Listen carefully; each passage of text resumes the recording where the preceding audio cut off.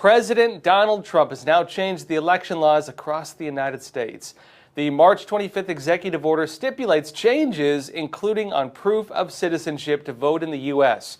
And critics are arguing these changes are going to make it so that people are going to have to register to vote, and they say that's going to disenfranchise voters. They have to show ID now, they have to prove they're American citizens, and they're saying millions of people might not vote because of this.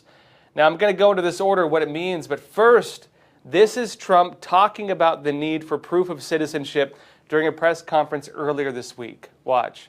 Our elections are very dishonest, very corrupt, and we have to straighten it out. And it's so easy to do it. And we should go to paper ballots. We should go to one-day voting. We should go to voter ID. And just one other thing, proof of a thing called citizenship in the United States. Wouldn't that be nice? How simple does that sound?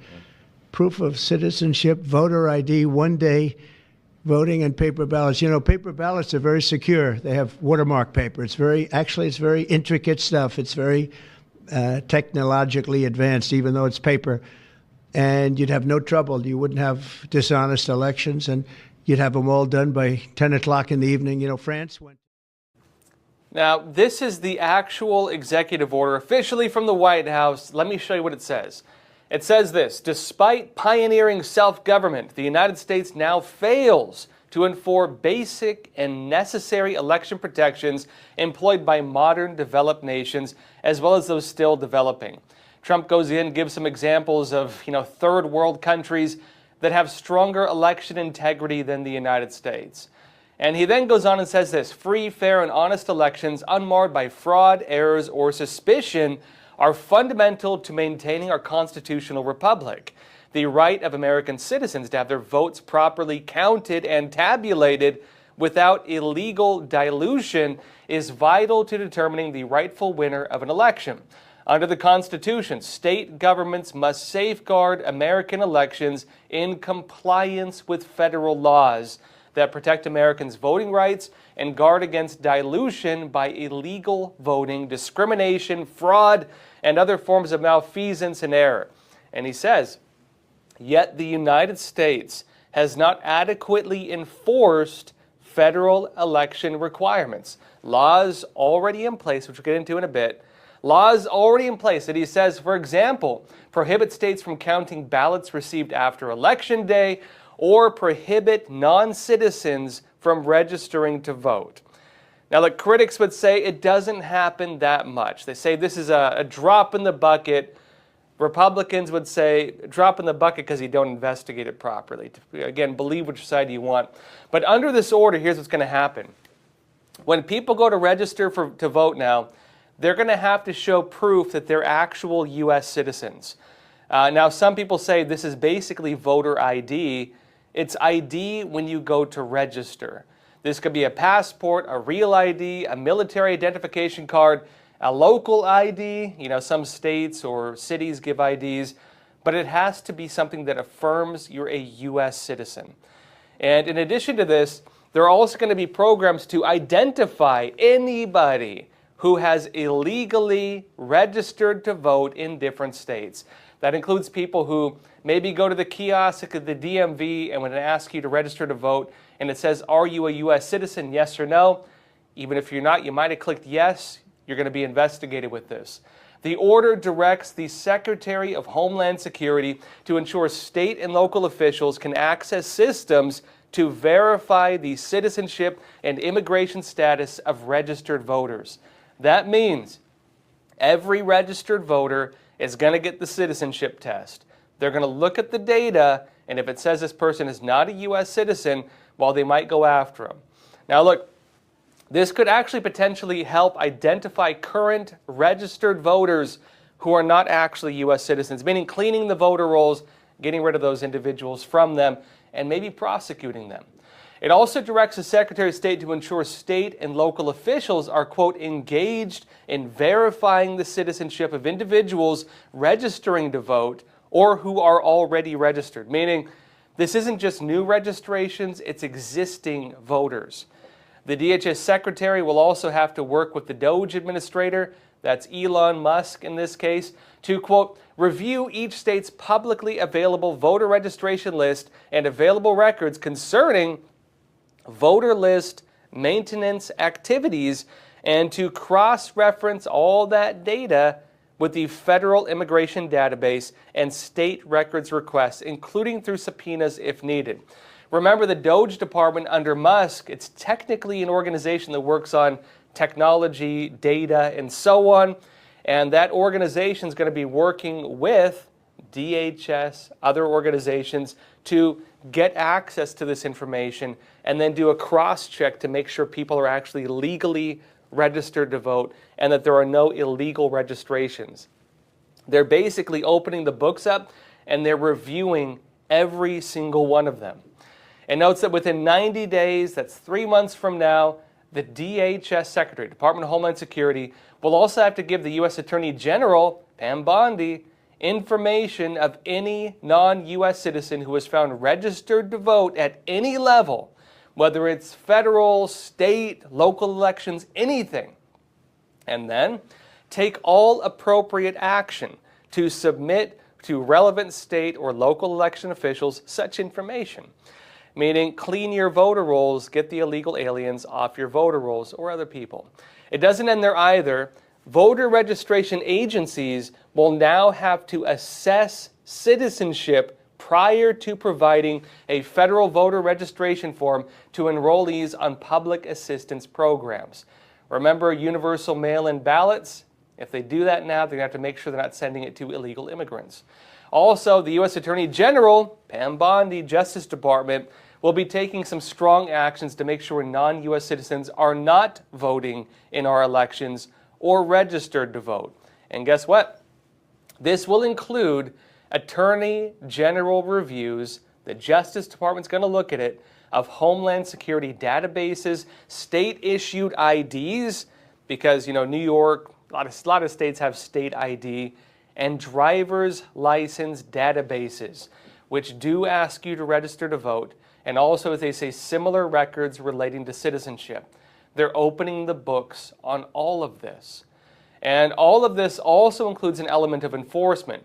It notes in the official order, quote, the Attorney General shall, consistent with applicable laws, coordinate with state attorneys general to assist with state-level review and prosecution of aliens unlawfully registered to vote or casting votes. Meaning, if there's an illegal immigrant and they have voted, they may be prosecuted, but it's not limited to that.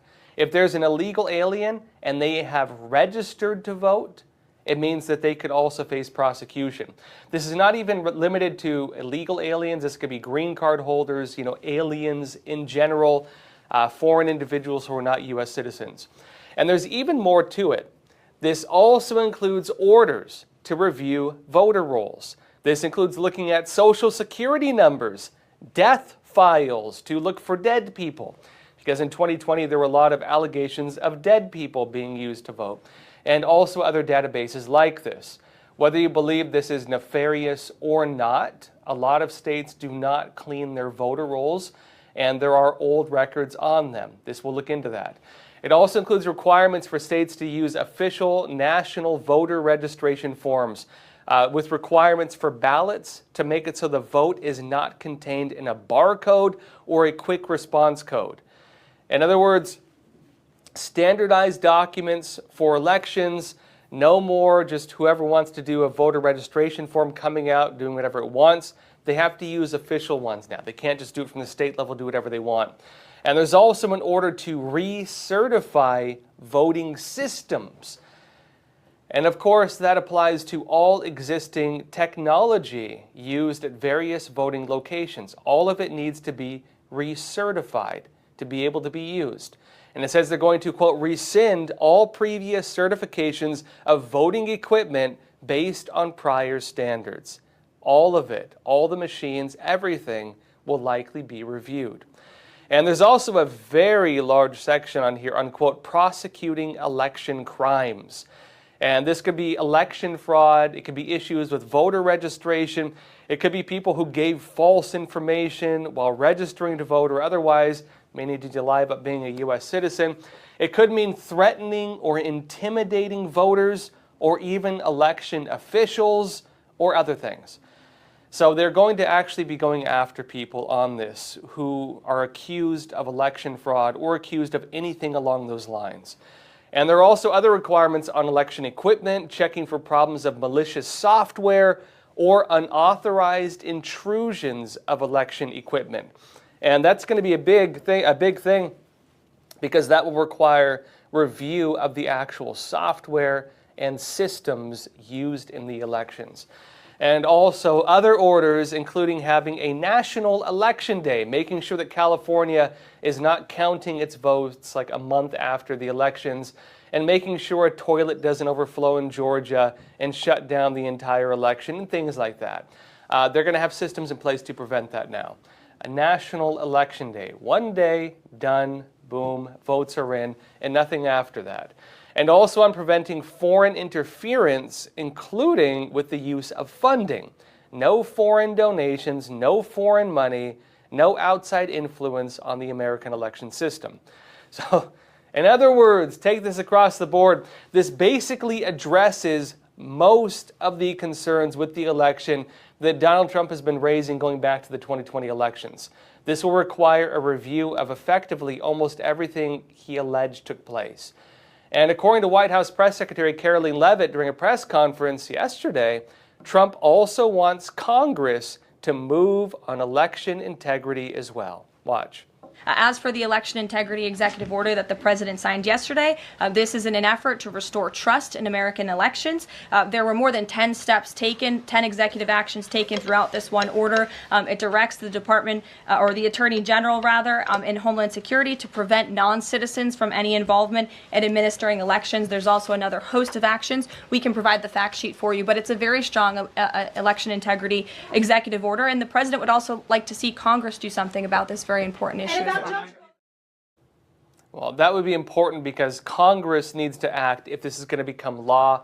Otherwise, it's just an executive order, meaning it's easily overturned in the future. So we'll see. But this could potentially lead to a lot more actions on elections in the near future, especially if the Trump administration does move forward, carry out these investigations, and if they uncover anything major, it could force Congress to follow this with legislation, or maybe arrest some people. But look, this will not go without challenges. In fact, challenges are already coming up. The order sent shockwaves basically along partisan lines, at least so far. Legacy media, the big corporate media, a lot of Democrat figures, they're criticizing this. They're saying it could disenfranchise voters. And they argue this also oversteps the basic jurisdiction of the federal government when it comes to state powers on election laws. This has been a long-term debate in the United States as well. Where does federal power end and where does state power begin, especially when it's up to states to, secure their own elections? The argument for the Trump side is states have to secure their elections in line with federal law. What he's saying is existing federal law was not being followed.